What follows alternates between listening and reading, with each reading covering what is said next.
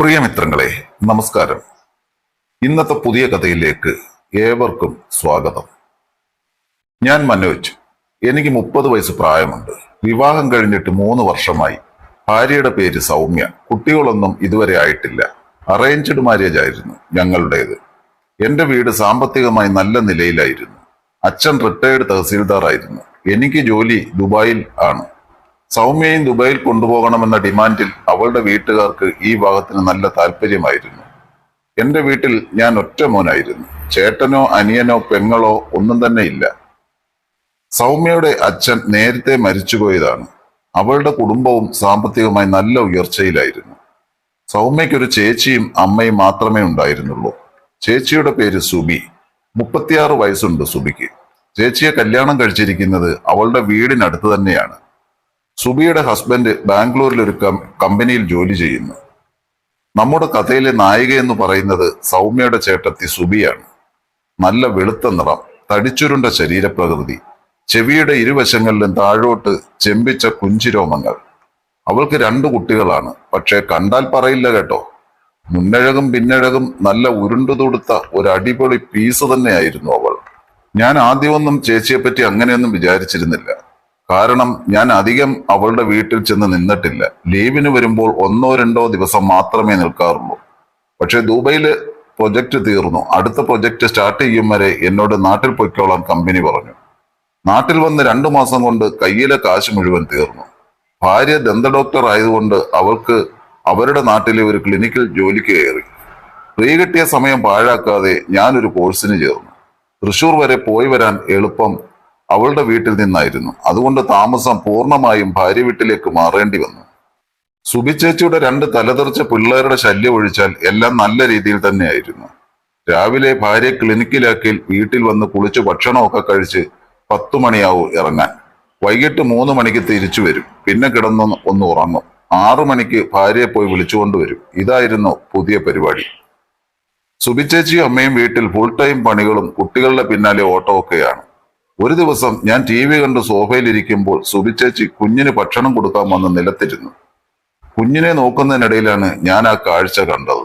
നിലത്തിരിക്കുന്ന ചേച്ചിയുടെ നൈറ്റിയുടെ അടിവശം താണു കിടക്കുന്നു. സോഫയിലിരുന്ന് നോക്കുമ്പോൾ വെളുത്ത കണങ്കാലുകളും പിന്നെ മുകളിലോട്ടും ചെറുതായിട്ടൊക്കെ കാണാം. ഇതെല്ലാം കൂടി കണ്ട് എനിക്ക് ആകെ പരവേശമായി. എന്റെ ലുങ്കിയുടെ ഫ്രണ്ട് വശം പൊങ്ങി. ഞാൻ കൈകൊണ്ട് അവിടെ അമർത്തുന്നത് ചേച്ചി ഇടം കണ്ണിട്ട് നോക്കുന്നത് ഞാൻ കണ്ടു. ആഹാരമെല്ലാം കൊടുത്തതിന് ശേഷം നിലത്ത് കിടക്കുന്ന വേസ്റ്റൊക്കെ ക്ലീൻ ചെയ്യാൻ വന്ന് എന്റെ മുമ്പിൽ കുനിഞ്ഞു. ആ മാതള നാരങ്ങകൾ പൂർണ്ണമായി ഞാൻ കണ്ടു. എന്റെ പൊങ്ങി നിൽക്കുന്ന ലുങ്കിയിൽ നോക്കി ഒരു ചിരി ചിരിച്ച് ചേച്ചി അകത്തേക്ക് പോയി. അന്നു മുതൽ ചേച്ചിയുടെ മുന്നഴകും ആ പിന്നഴകും ഞാൻ നന്നായി ആസ്വദിക്കാൻ തുടങ്ങി. അവളുടെ ശരീരത്തിൽ ഒന്ന് തൊടാൻ വേണ്ടി മാത്രമായി ഞാൻ അവളുടെ കുട്ടികളെ എടുത്ത് കൈമാറാൻ തുടങ്ങി. ഒരു ദിവസം കുഞ്ഞിനെ ഞാൻ കയ്യിൽ കൊടുക്കുന്നതിനിടയിൽ അവളുടെ മാതള നാരങ്ങയിൽ ഒന്ന് ടച്ച് ചെയ്തു. ഒരു ശകാരം പോലെ അവൾ എന്റെ മുഖത്തേക്ക് നോക്കി. ഞാൻ നന്നായി പേടിച്ചെങ്കിലും ഒന്ന് ചിരിച്ചു. പിന്നീട് അതൊരു പതിവായി. സുബി ചേച്ചിയുടെ മുന്നും പിന്നും എല്ലാം ഞാൻ ഇടയ്ക്കിടയ്ക്ക് അറിയാതെ പോലെ ടച്ച് ചെയ്യാൻ തുടങ്ങി. എങ്ങനെയെങ്കിലും സുബി ചേച്ചിയെ ഒന്ന് വളയ്ക്കണം എന്ന ചിന്ത മാത്രമായി മനസ്സിൽ. നേരെ പോയി മുട്ടാൻ എനിക്ക് ധൈര്യമില്ലായിരുന്നു. എന്നാലും നല്ല ഒരു അവസരത്തിനായി കാത്തുനിന്നു. അവളുടെ ഉള്ളിൽ അങ്ങനെ ഒരു ഫീലിംഗ് എന്നെപ്പറ്റി ഉണ്ടാക്കാൻ ഞാൻ പ്ലാനിട്ടു. മുകളിലായിരുന്നു എന്റെ റൂം. സ്റ്റെയർകേസ് കയറി ചേച്ചിയും ഭാര്യയും അല്ലാതെ ആരും വരാറില്ല. ഒരു ദിവസം സുബി ചേച്ചി അടിച്ചു വര മുകളിലോട്ട് വരുന്നത് ഞാൻ നോക്കി നിന്നു. അവൾ സ്റ്റെപ്പ് കയറാൻ തുടങ്ങിയതും ഞാൻ ഓടി റൂമിൽ കയറി. പുറത്തുനിന്ന് കാണാൻ പറ്റുന്ന രീതിയിൽ കതക് ചാരി വെച്ചു. ഫോണിൽ വീഡിയോ കണ്ടുകൊണ്ട് വലത് കൈവച്ച് ഞാൻ ചെയ്തുകൊണ്ടിരുന്നു. ഡോർ സൈഡിലേക്ക് വെച്ചതുകൊണ്ട് അവൾക്ക് നോക്കാൻ നല്ല സൗകര്യമുണ്ടാക്കിയതായിരുന്നു. അവൾ വന്നു. അവളുടെ റിയാക്ഷൻ കാണാൻ ഞാനൊരു കണ്ണാടിയും സെറ്റ് ചെയ്തിരുന്നു. ഞാൻ പ്രതീക്ഷിച്ച പോലെ തന്നെ അവൾ വന്നു. ആ രംഗം കണ്ട് പിന്നെ ഒന്ന് മുഖം തിരിച്ചെങ്കിലും ഞാൻ അറിയുന്നില്ല എന്ന ധൈര്യത്തിൽ അവൾ വീണ്ടും നോക്കി. ഞാനത് കണ്ണാടിയിൽ കണ്ടു. മാസങ്ങളായി ഉറൈസയിൽ നിന്നുള്ള കെട്ടിയോൻ വന്നിട്ട് എത്ര കാലമായി എന്ന വിഷമം അവളുടെ ഉള്ളിലുണ്ടായിരുന്നു. കണ്ണാടിയിലൂടെ ഞാൻ അവളെ നോക്കുന്നത് അവൾ കണ്ടു. പെട്ടെന്ന് തന്നെ ചൂലുമെടുത്ത് അവൾ അകത്തേക്ക് പോയി. 2 ദിവസം അവൾ എന്നെ കാണുമ്പോൾ മുങ്ങി നടന്നു. അങ്ങനെ വിഷുവിന്റെ ഒരാഴ്ച മുന്നേ ഡ്രസ്സ് എടുക്കുവാനായി അമ്മയും ചേച്ചിയുടെ കുട്ടികളും കൂടെ ടൗണിലേക്ക് പോകാൻ പ്ലാൻ ഇടുന്നത് ഞാൻ കേട്ടു. അന്ന് എനിക്ക് ക്ലാസ് ഉണ്ടായിരുന്നെങ്കിലും ഞാൻ വീട്ടിൽ തന്നെ ഇരിക്കാൻ തീരുമാനിച്ചു. സുബിച്ചേച്ചിയെ ഒന്ന് ചെയ്യാൻ മാത്രമായിരുന്നു, അതിനുവേണ്ടി ഒരു ചാൻസ് ഉണ്ടാക്കാൻ മാത്രമായിരുന്നു അത്. അങ്ങനെ അമ്മയും ചേച്ചിയുടെ കുട്ടികളും ഓട്ടോ പിടിച്ച് ടൗണിലേക്ക് ഇറങ്ങി. ഞാൻ ഭാര്യയെ ഹോസ്പിറ്റലിലാക്കി തിരിച്ചു വന്നു. സുബിച്ചേച്ചിയെ തപ്പി. അവൾ അടുക്കളയിൽ ദോശ ചുട്ടു നിൽക്കുന്നതാണ് കണ്ടത്. അടുപ്പിൽ നിന്നുള്ള ചൂടേറ്റ് നൈറ്റിയുടെ കക്ഷവും പുറവുമെല്ലാം വിയർത്തിരിക്കുന്നു. ഞാൻ അടുത്തേക്ക് നീങ്ങി. കഴുത്തിലൂടെ ആ വിയർപ്പ് തുള്ളികൾ ഊർന്നിറങ്ങി ചാലിലേക്ക് പോകുന്നത് കണ്ടു. ആ വിയർപ്പിന്റെ ഗന്ധമടിച്ചപ്പോൾ എനിക്ക് ആകെ തരിച്ചു കയറി പിടിക്കാൻ പലവട്ടം മനസ്സു പറഞ്ഞെങ്കിലും ഞാൻ ചെയ്തില്ല. പെട്ടെന്ന് അവൾ തിരിഞ്ഞു നോക്കി. പേടിച്ചുകൊണ്ട് എന്നോട് ചോദിച്ചു, എന്താടാ ഇവിടെ അടുക്കളയിൽ ഇങ്ങനെ വന്ന് നിൽക്കുന്നത്? ഞാനും പെട്ടെന്നൊന്ന് പതറി. അല്ല ചേച്ചി, ദോശയായെങ്കിൽ ചൂടോടെ കഴിക്കാമല്ലോ എന്ന് കരുതി. എന്നാൽ നീ ആ റാക്കിൽ നിന്നും ആ ചട്ടി ഒന്നെടുക്ക്. ചമ്മന്തിയുടെ ആയാൽ നിനക്ക് ദോശ തരാം. ചട്ടി എടുത്തത് റാക്കിലെ പൊടി നേരെ എന്റെ കണ്ണിൽ വീണു. ചെറിയ ബുദ്ധിമുട്ട് തോന്നിയെങ്കിലും ഞാൻ നന്നായി വേദന എടുത്ത പോലെ അഭിനയിച്ചു. ചേച്ചി അടുത്ത് വന്ന് ഊതിത്തന്നു. പിന്നെ പോയി തണുത്ത വെള്ളത്തിൽ കഴുകാൻ പറഞ്ഞു. ഞാൻ കണ്ണ് നന്നായി തിരുമ്മി ചോപ്പിച്ചു. ഡൈനിങ് ടേബിളിൽ വന്നിരുന്നു. ദോശയുമായി ചേച്ചി വന്നപ്പോൾ കണ്ണ് കണ്ടു പേടിച്ചു. ഇത്രയ്ക്ക് പ്രശ്നമായോ നിന്റെ കണ്ണ്? എന്ത് ചെയ്യാനാ? ഒന്നും വേണ്ട ചേച്ചി, അത് ഓക്കെ ആയിക്കോളും. അല്ല നീ ഇരിക്കെ, ഞാൻ കുറച്ച് പാലെടുത്ത് വരാം കണ്ണിലൊഴിക്കാൻ. ഒരു സ്പൂണിൽ പിഴിഞ്ഞെടുത്ത പാലുമായി അവൾ വന്നു. ഞാൻ ചെയറിലേക്ക് ഇരുന്നു. എന്റെ കണ്ണിലേക്ക് ഒഴിച്ചു തന്നു.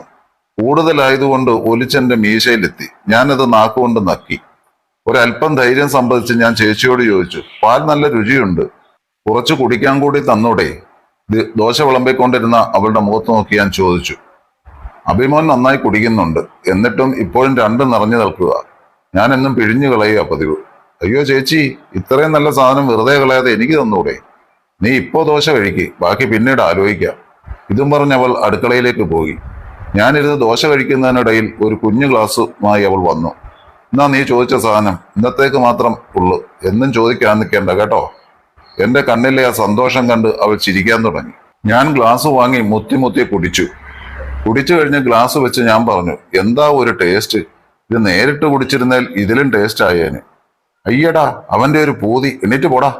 അവൾ അല്പം കുറുകിക്കൊണ്ടാണ് അത് പറഞ്ഞത്. ദോശ കഴിച്ച പ്ലേറ്റ് എടുക്കാൻ അടുത്തേക്ക് വന്നപ്പോൾ ഞാൻ അവളുടെ പിന്നഴകിൽ ഒന്ന് തടവി. അവൾ ഞെട്ടിത്തെറിച്ച് എന്നെ ഒന്ന് നോക്കി. ചേച്ചി പ്ലീസ്. അത്രയ്ക്ക് ആഗ്രഹം കൊണ്ടാണ്. കൈയെടുക്കാതെ അമർത്തിക്കൊണ്ട് തന്നെ ഇരുന്നു. അവൾക്കും ഉള്ളിൽ എന്തൊക്കെയോ ആഗ്രഹമുള്ളതുപോലെ അനങ്ങാതെ നിർവികാരമായി നിന്നു. അവൾക്കും നല്ല രീതിയിൽ രക്തം ഹീറ്റായി തുടങ്ങി. മനോജെ വേണ്ട, ആരെങ്കിലും അറിഞ്ഞാൽ പിന്നെ ജീവിച്ചിരുന്നിട്ട് കാര്യമില്ല. പേടിക്കണ്ട ചേച്ചി, ഇവിടെ ആരും ഇല്ലല്ലോ, ആരും ഇപ്പോൾ ഇങ്ങോട്ട് വരികയുമില്ല, പ്ലീസ്. അവളെ കോരിയെടുത്തുകൊണ്ട് അവൻ റൂമിലേക്ക് പോയി. അവളും നന്നായി സഹകരിച്ചു. ഒടുവിൽ കാറ്റത്തൊടിഞ്ഞ വാഴത്തണ്ട് കണക്കെ രണ്ടുപേരും പാടിത്തളർന്നു.